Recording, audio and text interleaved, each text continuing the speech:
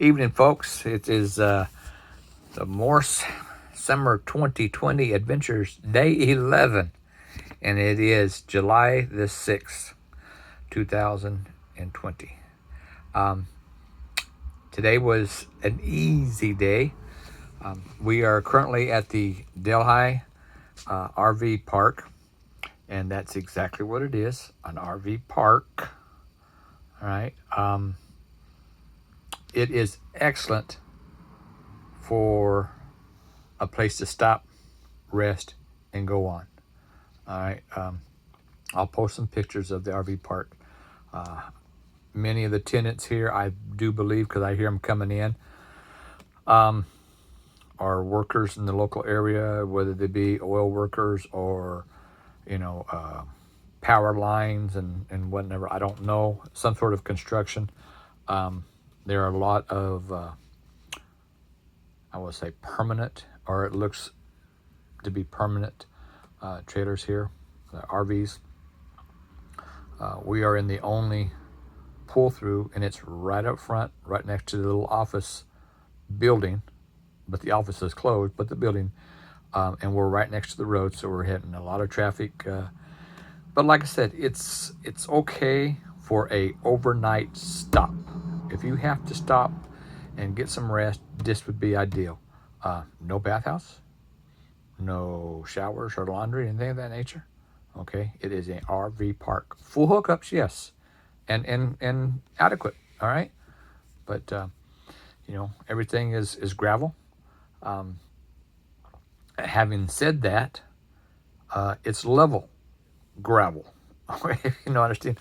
I mean, we have automatic levelers, and I usually do it manually because I can do it just as quick as, if not quicker.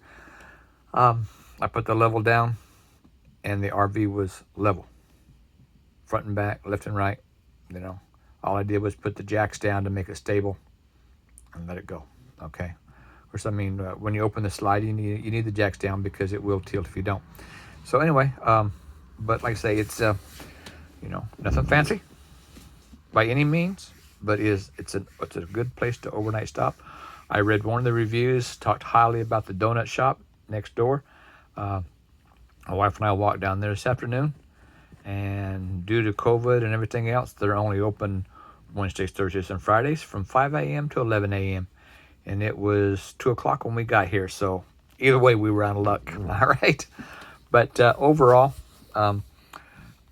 we took some pictures today. We have 3 different phones.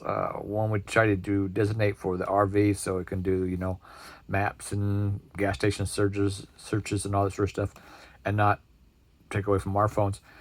And the wife took pictures with it, but they won't transfer over to my phone. So we think we got it done. So hopefully there'll be some pictures of the land in central and western Mississippi, and then of course eastern, northeastern, I should say, Alabama, or Louisiana, excuse me. We're on Highway 20 or Interstate 20.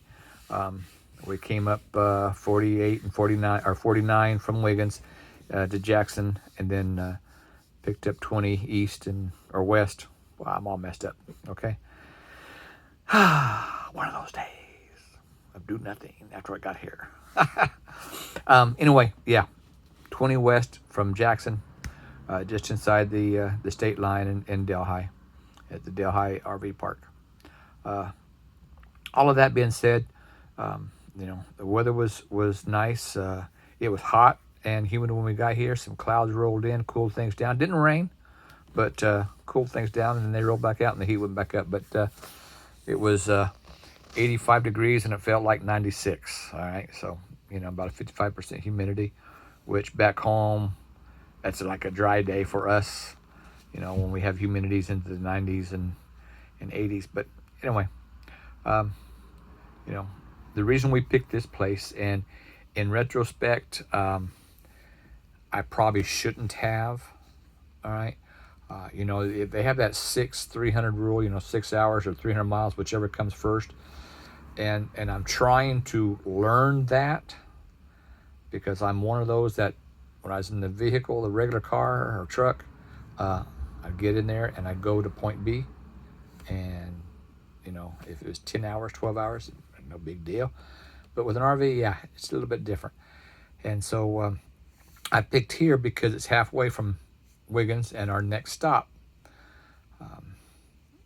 Like I say, in retrospect, as rested as I was, I could have probably went ahead and did the whole 7 hours and some minutes into East Texas.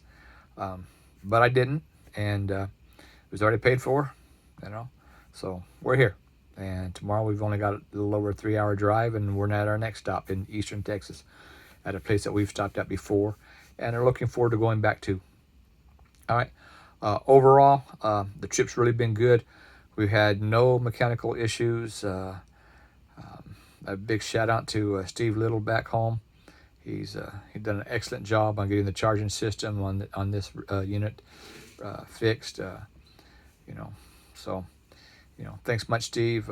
Grads, and we'll definitely call you and talk to you before we get home. But that being said, folks, I don't want to keep you tying up. And again, thank you for the comments. Your encouraging words. They're encouraging. Okay. I'm not a broadcaster or something like that. Some people say I've got a radio voice, but I don't know. I've never been in radio, so I don't know. Don't know if I want to be in radio. Okay, I'm retired. I'm enjoying my retirement. Right. But hey, all that being said, let's get on to the good stuff. Hey, like today's scripture. Okay, Isaiah 53:5. But he was wounded for our transgressions. He was bruised for our iniquities. The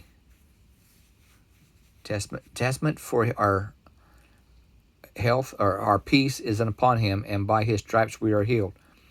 And another one, short version is, by his wounds we were healed. And you hear that a lot. And, that's Isaiah 53:5. That's one of the scriptures that I can remember growing up eons ago, if you will. By his stripes we were healed. There are even, passages in old hymns that are that verse. And that's really true. We have a son that is a 2-time cancer survivor, and the wife and I and our son are firm believers that he was healed. Granted, we didn't hide under the bushel or the tree and whatnot. We did get medical advice and whatnot, but even the doctors say that his recovery, and even with the bone marrow transplant, we were in and out in 30 days, which was unheard of. But prayer does mighty things, and the faith that God will heal us. Christ's stripes, we're healed. So that's today's scripture, Isaiah 53:5. By his stripes we are healed. And he was bruised for our iniquities. So hey, you have a blessed day. We will see you tomorrow, Lord willing. Be safe. God bless. Bye now.